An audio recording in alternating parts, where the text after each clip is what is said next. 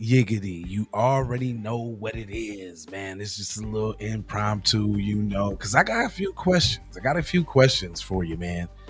So meet uh Don Tamaki.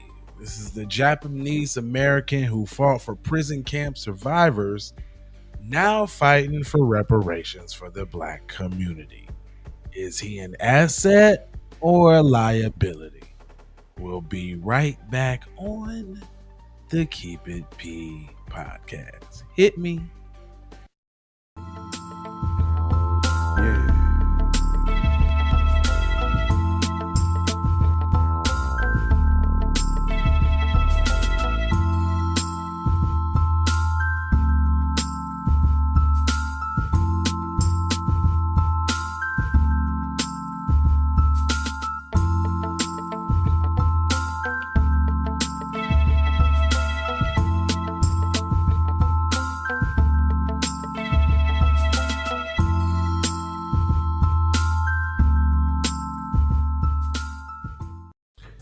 Oh, yeah. See, I don't usually be on at 11:30, man. Yeah, I got something to do at 12, but you got to get this news though. You understand what I'm saying? Um, if you can hear me right, put a one in the chat or something like that, man. I just want to make sure I'm good. I tested it out beforehand, but you never know, Joe Piscopo.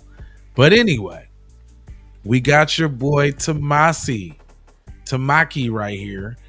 And let me run down his profile. He say, if it wasn't for the black civil rights movement, where would we be? Him speaking in terms of Asian Americans. Don Tamaki, a Japanese American attorney and member of the California Reparations Task Force. It says, as a California Reparations Task Force prepares to release its final report this week, the group only non-black member says he sees some through lines between Japanese Americans' fight for restitution for their civil rights back and the black Americans' push to be compensated for the harms of slavery. Tamaki, a Bay Area based attorney, is one of the 9 task force members and has a history of working of redress and reparations for Japanese Americans following their forced incarceration during World War II. Tamaki underscored that while it's impossible to compare the 400-year plight of black Americans in the U.S. with that of his own community, he said he hopes to remind others through his work that there are deep paths of solidarity across the two movements, making black reparations a crucial issue to Japanese Americans and others.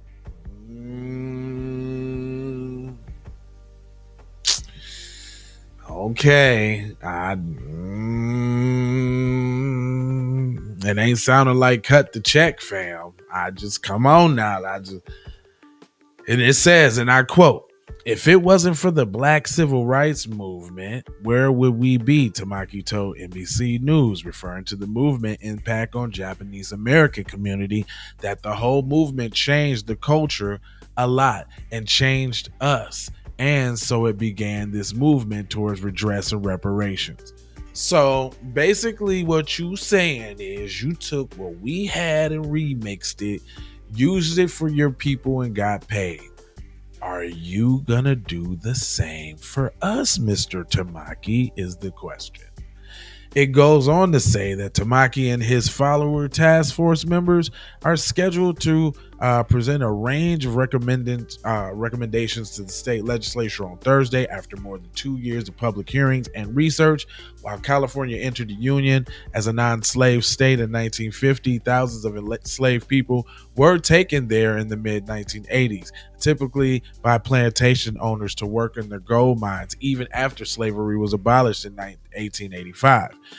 Generations of black Californians contended with discrimination and prevented them from establishing economic security, freedom, and racial oppression and terror. Okay. By the way, let me show y'all a picture of him and his group of his homeboys fighting for their paper. This says Tamaki Bottom Center was part of a legal team that helped reopened and overturned the landmark World War II era Supreme Court case. What is this? Korematsu versus United States. Fred Korematsu is the upper left. So he the one that sued them for that $20,000 that they all had got. Cash, by the way. You know the funny thing is you ain't even really hear about no other programs that came out of that. Matter of fact, they didn't get a crime bill till decades later. If we speaking in terms of that, they went straight to the cash. We gonna go straight to the check.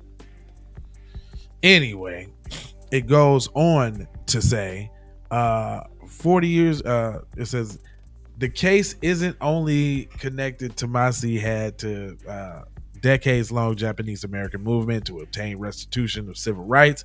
While he was working on Korematsu's legal team, his parents, who had been among those forcibly incarcerated during the war, attended hearings and testified in front of commissions established to explore reparations, eventually receiving monetary compensation because of the Civil Liberties Act of 1988.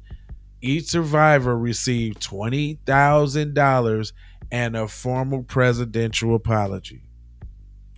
So that was 20,000. How much was 20,000 in 1988? Let's do the math here. Hold on, it's a KIP exclusive because I need to know.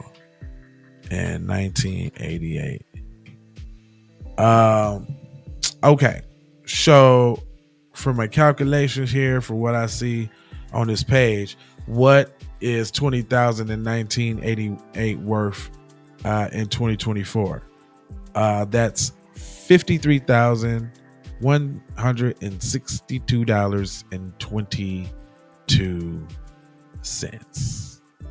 So they got 50 racks apiece for being in the internment camps for like a couple months or something. That's like a real big win. Like if you just look at that for what it is, they got chipped off. They got really chipped off. I mean, they ain't get no rape, no brutality, no breeding, no hanging, no tearing from the families, no using the babies for alligator bait, putting people over fire, roasting them and gathering their little needlet parts. You know what I'm saying? Like none of that, though. They didn't get none of that, but they got $53,000. Have you guys seen the internment camps? Wait a minute. Let me let y'all see the Japanese internment camps. Hold on. Let me let y'all see what they look like. We trying to just do a little school here real quick for you. This is what they look like, y'all. Boom. Hold on. I'm gonna go to the little whoop-de-whoop-whoops. Get y'all a couple. So they was little camps, you know what I'm saying? Hold up. They got to bring their little luggage and all that. They was tilling the soil, right? Look, they was dressed pretty nice. That looked like a wool jacket. Look at that sweater and that shirt, that white shirt. That dress is sparkling white in the internment camp. So, I mean, nobody deserves to be in the camp, but it don't look that bad, though. It looked like a cheap motel, maybe. Everybody looks super clean. I mean, was they playing baseball in the internment camps? America's pastime help intern Japanese Americans pass the time? Well, I'm saying you got 53,000 wow for that, man. I don't know.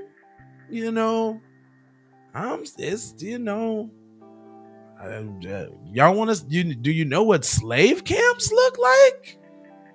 They didn't look like this. Look at that. He got a suit on with a hat in the internment camps. Look at them. They chilling. Look like they having a great time. If I do say so myself. I'm just saying. I'm just saying, man, there's checks that need to be cut, fam. Is what I'm trying to tell you. Let me finish this on now. It says Tamaki's family, as well as many other Japanese Americans, had not always been open about their painful experiences in the camps, or the endured racism that they contended with after the war. He said, "What racism? Y'all all got Chinatowns. Where's the racism?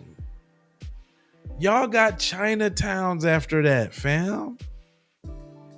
Y'all got specific places where y'all build, and even the signs are in your language. What are you talking about? The pain that you don't y'all own all the nail shops and all the massage parlors, like, and all that? Like, don't y'all got like Chinese food restaurants everywhere that be like all off health code and still don't get shut down or nothing like that? Like, it just must be so terrible. I mean, Panda Express. Just you name it. It's a whole bunch of restaurants, that Asian restaurants. You come on, bet. Oh my god. Anyway, I'm gonna go ahead and skip to the bottom of this because it's like a lot of yada yada. They usually tell you the from doing news stories. They usually tell you the it in the last few whoops because this is what they want to lead your mind with. It says Tamaki said, however, that continues to be a lack of understanding on how racism and discrimination to slavery evolved into two different modern day forms. Well, I could tell you how. We continue to be oppressed where y'all stepped on our backs and reached greater heights. And we continue to be oppressed. And instead of actually becoming that minority and looking back and helping the brother, which you said you would be nowhere without the Black Civil Rights Movement. Instead of doing that, y'all have taken up seat right at number 2 at the lap of white mommy and daddy and participate in some of the most foul anti-black racism that there is. Black women go in your store, you're beating them all up. Hurry up and buy. Y'all done shot Tasha Harlins in all up in the, didn't go to jail. Peter Liang, y'all came out in full force talking about he should get off just like all the white ones do. Wasn't no remorse about the brother that you killed. He was a criminal. Let the Asian cop go. Then you got the other little half white, half Asian cop that was raping all the black women. Ain't nobody stepping up and speaking out about that. But this is a coalition, huh? Anyway, it says it's natural that there's going to be a long-standing generational impact that results from that. The second thing is that it's not just slavery. He said there's things that happen in our lifetime with regard to Jim Crow, with regard to redlining, that directly affects generations that are still alive today. As it stands, the vast majority of task force proposal deals with reform, while just a handful related to direct compensation. Tamaki pointed out, we have not made a specific recommendation for individual compensation, he said. We have hired economists to shine a light on the depth of the economic harm because it's never been done before and by anybody to basically calculate a number and put it before the American public. Well, we know what the number is, fam. See, did it take you long to come up with that 20,000? How long did it take you to come up with 20,000, fam? Huh? You got to dilly dally around. You don't know. Now you wishy-washy, huh? Y'all need to go read this article and see what you think for yourself. Don't take my word for it. I'm not trying to I'm trying to show you how to think. I'm trying to tell you how to think. I forgot what I say. You know what I say. But come on now. And I'm not gonna hold you either. I'm gonna mold you, fold you, and scold you about being on all type of codes. And I got 4 words for you.